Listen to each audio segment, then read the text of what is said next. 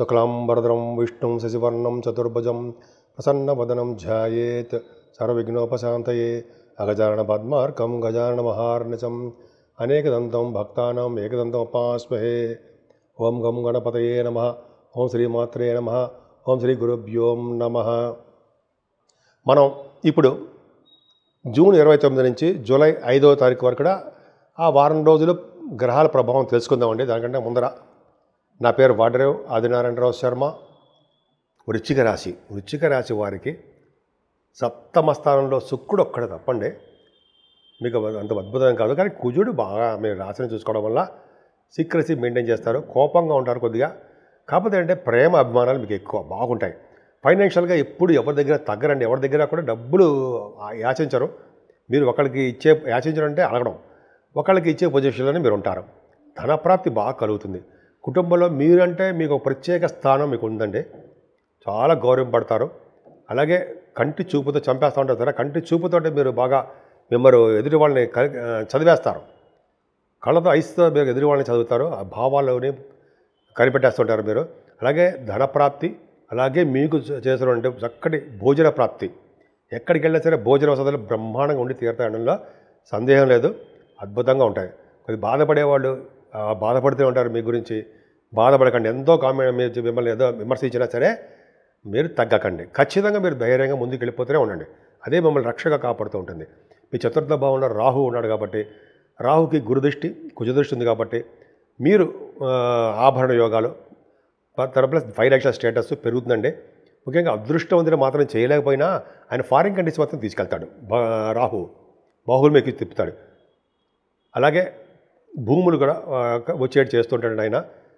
Stock మార్కెట్లో కూడా లాభాలు వచ్చేటి చేస్తుంటాడు. ఏదైనా పంచమ స్థానంలో శని ఉన్నాడండి. పంచమ స్థానం శని వల్ల పుత్రికా సంతాన యోగం కలగడంతో పాటు వాళ్ళ వల్ల ఆ అదృష్టం కూడా తోడవడం ఉంది. స్టాక్ మార్కెట్లో వాళ్ళకి లాసులు రావడం అవకాశాలు ఉన్నాయి. ఏదైనా సప్తమ స్థానంలో శుక్రుడు పరమ పాపి, మంచిది కాదు. అంటే మీకు శుక్రుడు అత్యంత బాధాకరంగా అంటే ఇబ్బందికరం పెట్టేవాడు ఎవరంటే మీ రాశికి శుక్రుడే. సప్తమంలో ఉన్నాడు అంటే భార్యాభర్తల విషయంలో చిన్న చిన్న ఇబ్బంది కలిగించడము, వివాద వేడుకల్లో చిన్న చిన్న అపశృతులు, చిన్న చిన్న ప్రాబ్లమ్స్ కలిగేట్ చేయడం జరుగుతుంది. అందరికీ ఉండదండి. నేను మామూలుగా మాట వరకు చెప్తున్నాను. ఇటువంటి చిన్న చిన్న ప్రాబ్లమ్స్ క్రియేట్ చేస్తాడు, ఉదాహరణకు చెప్తాను అంతే. పైగా అష్టమ స్థానంలో రవితో కలిసిన గురుడు మంచివాడు కాదు. అష్టమ స్థానాధిపతి మీకు 10th హౌస్ లార్డ్, 10వ ఇంటి వాడు అష్టమ స్థానం గడిపడం కరెక్ట్ అంటారా? తప్పేగా. అష్టమ స్థానంలో గురుడు ఉన్నాడు అంటే అనారోగ్య సమస్యలు ఇవన్నీ ఉంటాయి. మీరు ఆరోగ్య ప్రదాత అయిన సూర్యభగవాన్ని కొలవడం, అర్ఘ్యం సమర్పించడం, అలాగే నమస్కారం చేయడం వల్ల సంపూర్ణ ఆరోగ్యము ఐశ్వర్యాన్ని సిద్ధించడానికి అవకాశాలు మాత్రం ఉన్నాయి.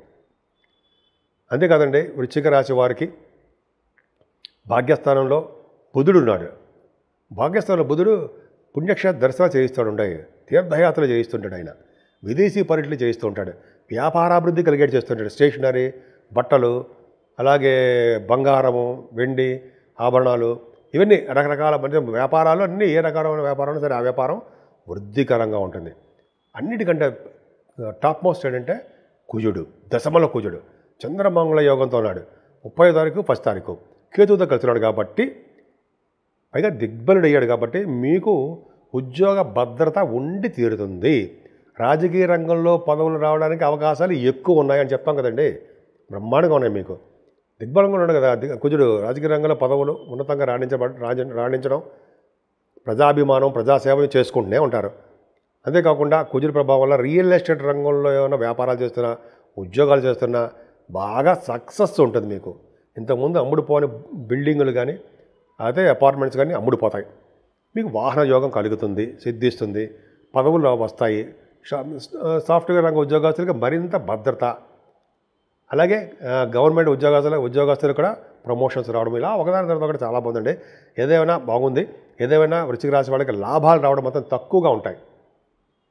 11వ భావాన్ని శనీశ్వరుడు చూడడం వల్లే, ఏదైనా గురు ప్రభావం వల్ల మీరు విదేశాలు వెళ్ళడము, పైగా సన్మానాలు జరగడము, ఇక్కడ ఇండియాలో కూడా అనేక రకాలుగా మంచి మంచి వాటికి మాత్రమే దాన ధర్మాలు చేయడం మీకు జరగడానికి అవకాశాలు ఎక్కువ ఉన్నాయి.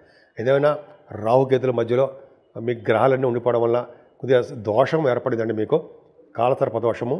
సో అవన్నీ బయటికి రావాలంటే రాహుకేతువులకు పూజ చేయడము, అమ్మవారి యొక్క ఆరాధన చేయడము, అమ్మవారికి కుంకుమ పూజ చేయడం ఇవన్నీ చేసుకుంటూ ఉండడం ఒకటి.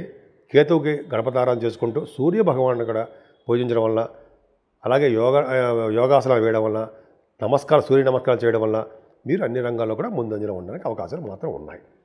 మేషరాశి నుంచి మీనరాశి వరకు వారికి అందరికీ కూడా పరిష్కార మార్గాలు అంటాం కదండి, రెమెడీస్ అంటాం కదా. అసలు ఏం చేసుకుంటే ఈ నెల మొత్తం కూడా జూన్ ఎండింగ్ అనమాట, జూలై నెలలో ఈ వారం రోజులు మనం ఎలా ఉంటాం, మన ఆరోగ్య పరిస్థితి ఎలా ఉంటుంది, మన వ్యాపారాలు ఎలా ఉంటాయి, మన పిల్లలు ఎలా ఉంటారు, ఇవన్నీ తెలుసుకుందామండి. జనరల్గా ఈ ప్లానెట్స్ అన్నీ కూడా, గ్రహాలన్నీ కూడా తమ బాగా అంటే వాళ్ళు రాహుకేతుల మధ్యలో ఉండిపోవడం వల్ల వారు స్వతంత్రించి విపరీతమైన రాజయోగాలు కొంతమంది కొన్ని గ్రహాలు ఇవ్వలేకపోతుంటారు. ఈ రాహుకేతుల మధ్యలో ఉండిపోవడం వల్ల సర్పదోషం ఏర్పడిపోయింది. ఇంతకుముందు కుజుడు కూడా ఉండిపోవడం వల్ల కుజుడు కూడా సర్పదోషం ఏర్పడిపోయింది. కానీ కుజుడితో కలిసి ఉండడం వల్ల, కేతువు కూడా ఉండడం వల్ల, కేతువుతో కలిసిన రాహుకేతువులు ఉండడం వల్ల సవ్యకాల సర్పదోషం ఏర్పడిపోయింది. అయితే ఏంటయ్యా అంటే ఏం లేదండి, మనం ఈ భావాలను తప్పించాలంటే, ఈ సర్పదోషాలను తప్పించుకోవాలంటే మెయిన్ ఏంటంటే కాళహస్తి వెళ్ళి మనం పూజ చేసుకోవడమే. అది ఒకవేళ లేదనుకోండి, మనం అవకాశం ఉండదు, రాహుకేతులు అక్కడ చేయించుకోలేము. మన ఊళ్ళోనే మంగళవారం అమ్మవారిని పూజించినా అది కుదరదండి మనకి. మనం అమావాస్య పూట కానీ పౌర్ణమి పూట కానీ చాలామంది అమ్మవారి గుళ్ళల్లోనే పూజలు చేస్తారు, హోమాలు చేస్తారుంటాయి. అలా చేయించుకోవడం వల్ల మంచి రాజయోగం కలుగుతుంది. అంటే రాహుకేతువులలో వచ్చే దోషాలు పరిహారం అయిపోతూ ఉంటాయి. అది గొప్ప అదృష్టం ఉండేది. ఆంజనేయ స్వామి కూడా పూజ చేస్తుంటారండి, హోమాలు కూడా చేస్తుంటారు చాలా గుళ్ళలో. అది చేయించుకున్నా సరే అద్భుతం సినిమాలో వచ్చే దోషాలు బ్రహ్మాండ పరిహారం అయిపోతూ ఉంటాయి. కేతు ఏంటి, అప్పుడు కూడా ఇబ్బంది పెడుతూ ఉంటాడు. ఆయన మంచి వాటికి కూడా చిన్న ఇబ్బంది కలగడానికి అవకాశం ఉంటుంది. అందుకనే ఎవరైతే గణపతి ఆరాధన చేసి సుబ్రహ్మణ్య స్వామి పూజలు చేస్తూ ఉంటారో, అంటే పౌర్ణమి పూట కుదరపోయింది, వినాయకుడికి మనం దండ పెట్టుకోలేము, పౌర్ణమి పూట పైగా పౌర్ణమి తర్వాత రోజు వచ్చే చవితి పూట అందాం, పౌర్ణమి చవితి సంకటహర చతుర్థి అంటాం. ఆ రోజు గరిక స్వామివారికి సమర్పించిన మల్లె పువ్వులు వినాయకుడితో సమర్పిస్తే వాళ్ళు అద్భుతమైన ఫలితాలు ఉంటాయని చెప్పి అంటారు, సందేహం లేదు. అలాగే సుబ్రహ్మణ్య స్వామి ఆరాధన చేసుకున్న ముఖ్యంగా శివుడికి మల్లె పువ్వులతోటి, అలాగే తులసి దళాలతోటి, మారేడు దళాలతోటి ఎవరు పూజ చేస్తారో వాళ్ళ ఇంట్లో స్థిరమైన లక్ష్మి ఉండడమే కాకుండా సంపూర్ణమైన ఆరోగ్యవంతులుగా ఉంటారు అని తెలుస్తోంది. అంతేకాకుండా వెంకటేశ్వర స్వామి ఆరాధన చాలా ఇంపార్టెంట్. కలియుగంలో పూజించవలసిన దేవుడు ఎవరంటే వినాయకుడు, అమ్మవారు, అలాగే వెంకటేశ్వర స్వామియే. వెంకటేశ్వర స్వామి పూజ చేసుకోవడం వల్ల, ఆయన గుడి దగ్గర ధ్వజస్తంభం దగ్గర అఖండ దీపారాధన చేసుకోవడం వల్ల, స్వామివారికి తులసి మాల సమర్పించడం వల్ల, తులసి దళాలతో పూజ చేయడం వల్ల, స్వామివారికి మంచి అద్భుతమైన మల్లెపూలతో పూజ చేయడం వల్ల, మల్లెపూల దండ సమర్పించడం వల్ల, మారేడు దళాలతో కూడా పూజ చేయడం వల్ల స్థిరమైన లక్ష్మి ఇంట్లో ఉండడమే కాకుండా స్వామివారి యొక్క కరుణా కటాక్షాలు ఉండి తీరుతాయన్నది సందేహం లేదు.